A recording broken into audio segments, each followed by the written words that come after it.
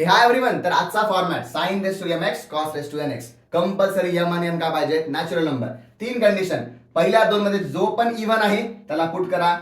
N even आहे कॉसला put केलं, M even आहे साइनला पुट केलं. जेव्हा दोन्ही इव्हन असतील हा फॉर्म्युला वापरायचा. डायरेक्ट आपण क्वेश्चन घेऊया बेटा. साइन क्यूब एक्स आणि कॉस स्क्वेअर डीएक्स. तर याच्यामध्ये कोण इव्हन आहे रे? कॉसचा पॉवर इव्हन आहे, मग कॉसला पुट केलं T.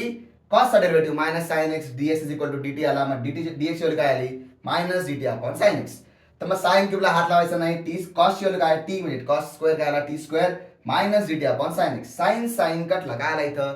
Sign square X into काय? T square DT. हा मायनसला विसरायचं नाही हा. मग साइन स्क्वेअर म्हणजे काय? 1 minus cos square t square dt. Minus असतील विसरायचं नाही. 1 minus t square d t. मध्ये मल्टिप्लाय करा, मायनस मध्ये मल्टिप्लाय करा. T square minus 1 into t square मध्ये मल्टिप्लाय करा. टी चा power 4 minus t square integrate करा. टी चा power 5 upon 5 minus t cube upon 3 plus C t ची value cos to 5 upon 5 minus cos cube upon